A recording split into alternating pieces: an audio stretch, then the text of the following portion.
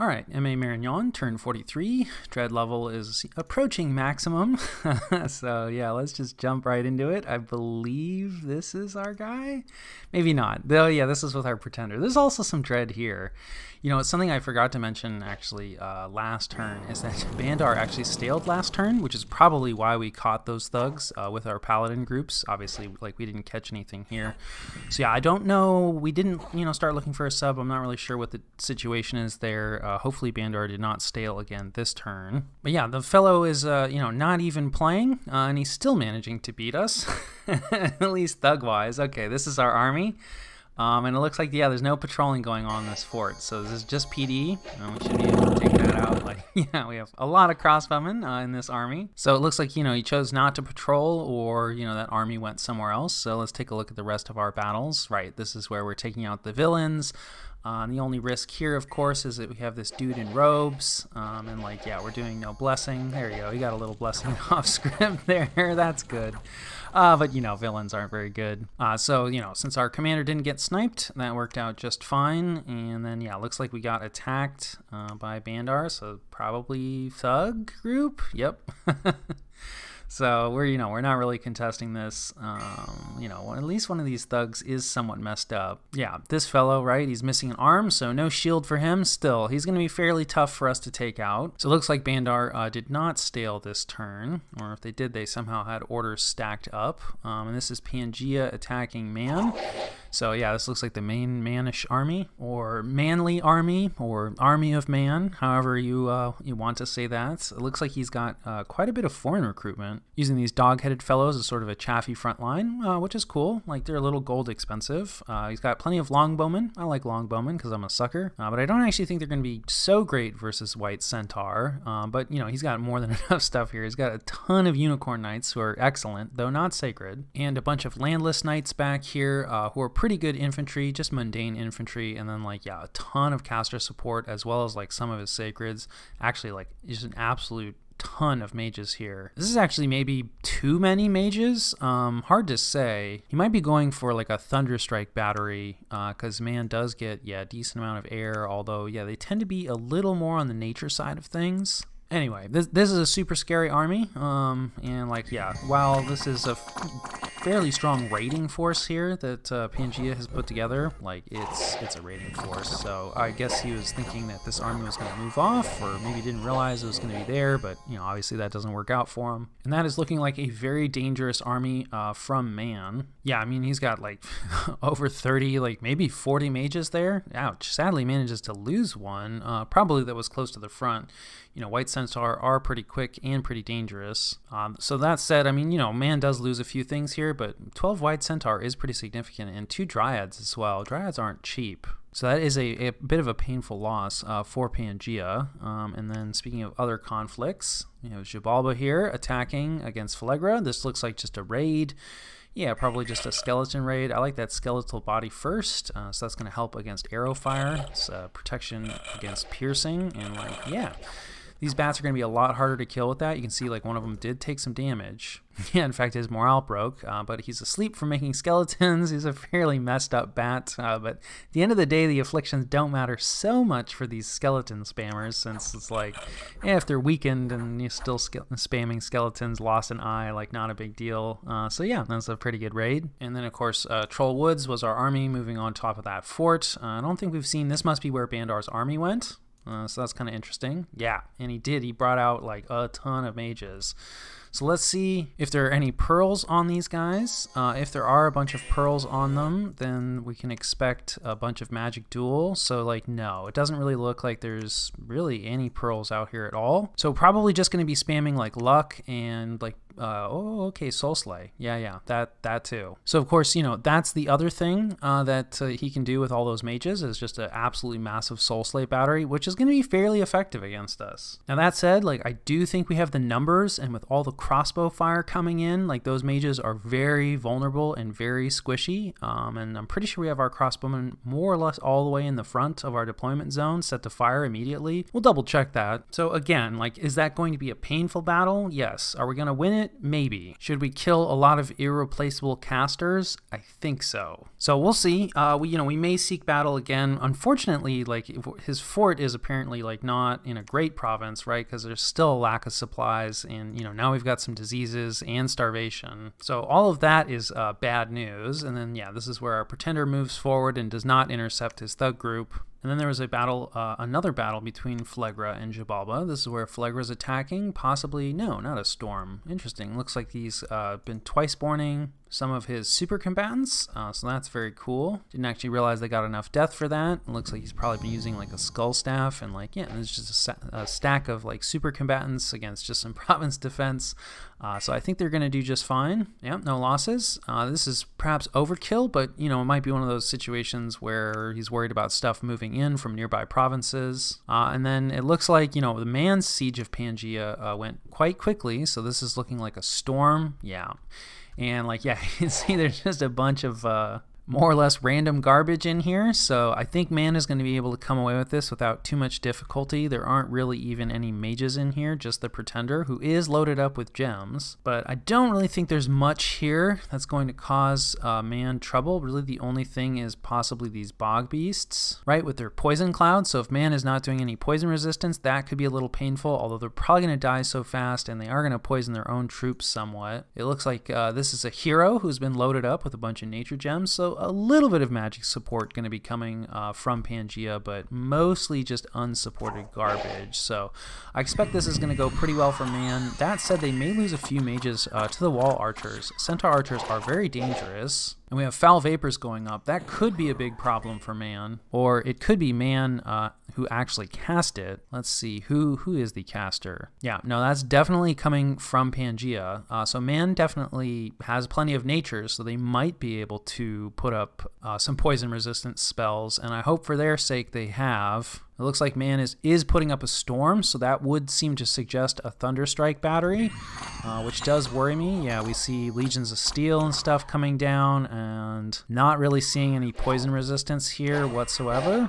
So he needs to win this battle quickly, which, I mean, it's a fort assault, so like, there's a bunch of garbage in this gap. The bog beasts are going to help him out. Like, yeah, we can see there's already a rout happening, and of course Pangaea's stuff is not, right, most of it's not resistant to poison either.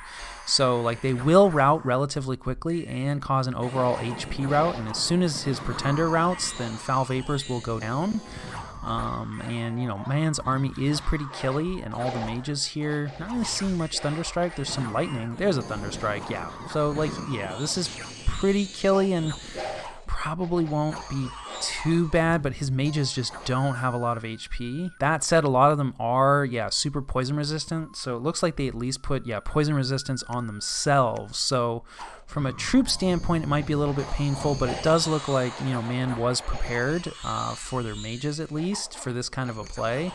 So this could have been much more painful, like may still be somewhat painful. A bunch of healing spells coming out, which might actually be relevant here. So yeah, definitely a decent attempt by Pangaea. I don't think that was a bad idea. And like, yeah, 88 units, 17 of which, right, are Knights of Avalon, almost half the Knights of Avalon. That does hurt, right? They're cap only. They're really expensive units, like, yeah, 60 gold a piece. Mage-wise though, right, man is basically completely intact. He loses 3 of these wise men who probably didn't have nature. And these guys are foreign recruit, really cheap. Like, yeah, not bad from a mage loss standpoint at all. And like, loses a few of his other mundane troops. Like, these landless knights are not like cheap, but they're not expensive either, right? It's not crazy, 13 gold. So yeah, all things considered, I think it went pretty well for man. Obviously, Pangaea loses everything. Man gains a capital, and definitely shows that, like, while foul vapors is really strong, like, man didn't really even have any of the counters other than being able to protect his mages, which is very important, right? But if you can win quickly against foul vapors, it's much less of a problem. So yeah, that was a nice battle from man, but a nice attempt also from Pangaea. And then we have some unexpected events. So yeah, it looks like there may be some truth to that.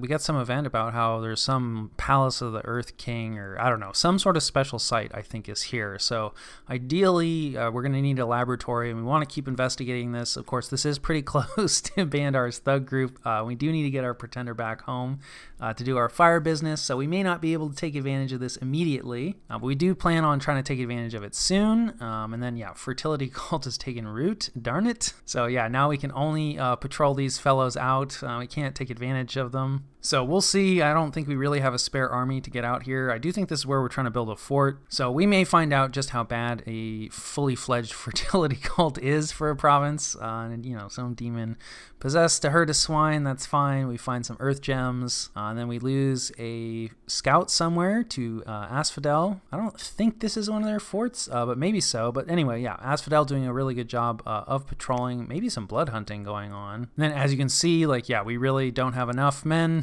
This is the Tianchi fort. And then we're starting to destroy, like, yeah, moderately damaged. This is a castle that we're sitting on top of for Bandar. And we may not stay here. There's definitely a lot of stuff. I'll definitely have to, you know, assess and think about how much soul slay we really want to eat and if there's something else that we can do. And then, of course, right, like, yeah, starvation and diseases. And then, actually, we didn't actually cover our site searching. Oh, nice. Oakwood Tower. This, I don't think this is a special site. I always think it is. We'll double check. Regardless, it should be a nature gem. No nature gem from this search, but some of our manual searching actually found 2 sites, so that is very nice. Pretty good luck site searching this turn, and I will catch you guys after the jump. Alright, this is the situation and what we're doing about it. I guess we should talk Bandar first. I am pulling my patented running away move. So, you know, this is a lot of stuff. You know, we still have some starvation, I believe. We're going to be facing off against, like, most of his mage corps. It does look like he left some mages behind, although he possibly left some mages in this fort as well. So there's a decent chance that we're going to be facing, you know, even more mages than what we see in this report here. And while most of these guys are, yeah, only Astral 1, like 42 mages is still quite a few.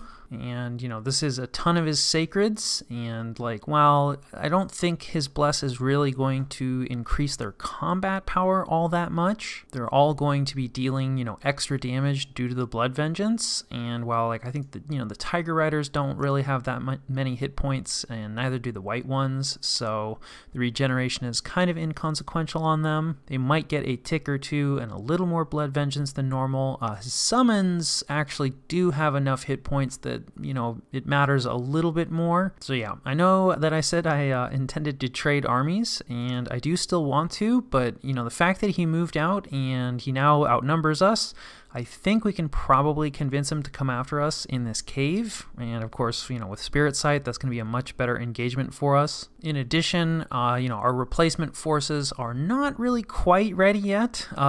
And then, you know, the other thing is, like, yeah, I don't even think we're really dealing any damage to this fort. So we may need to abandon this, or we may need to use what we were planning on using as replacement forces to crack and take this fort. Sadly, it looks like we're going to miss the storm here by Shiniyama because they have cracked this fort. And so, yeah, like, we don't quite have the replacement forces ready like I was expecting to. So, you know, I don't hate delaying. Well, I do hate delaying, but I do think it's necessary and probably the right move. It's not like we're doing nothing. We're going to split out, like, another night raiding force to take this province here, and yeah, I don't, you know, there probably won't be any resistance there.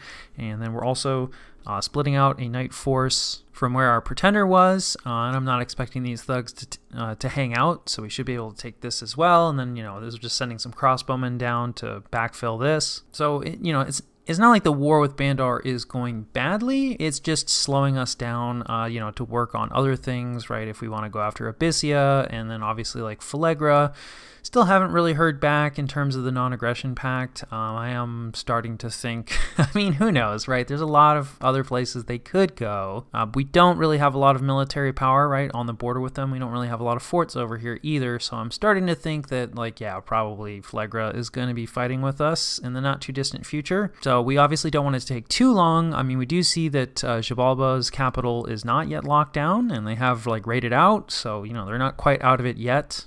But still, we don't have a ton of time, but we are doing a decent amount of recruiting, doing some recruitment up in Mictlan. Again, you know, expecting eventually some conflict on this border.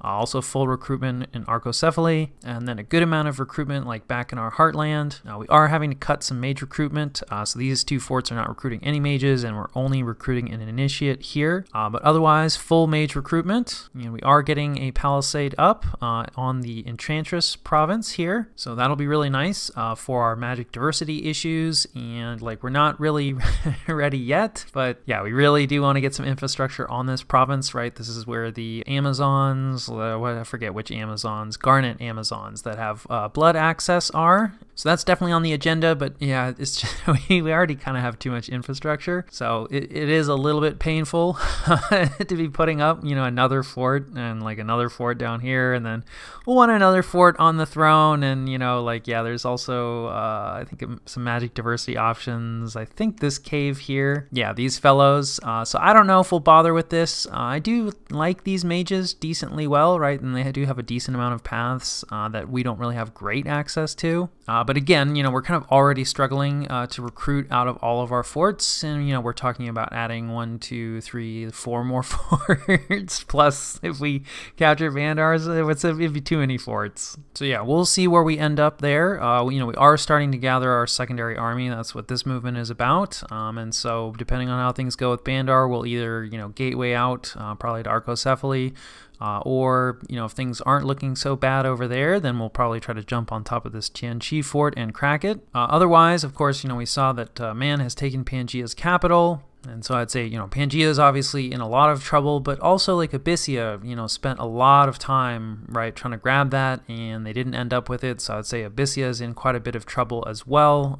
We don't have such great vision on the, what is this, Jotunheim? Yeah, Jotunheim and Agartha conflict, although we can see that, you know, Jotunheim's capital is not yet locked down, so the war is probably ongoing. Ashdod's capital is free this turn, but that is more or less, it looks like, all that Ashdod owns at the moment. Maybe they have like one or, you know, a couple provinces over here perhaps. But I think that conflict is probably winding down soon. And then, yeah, we're moving our scout out of here because the Urk situation is finished, and we're kind of curious like what Vanheim is up to, you know, and yeah, we haven't really scouted over in this direction too much yet. And yeah, I think that covers turn 43.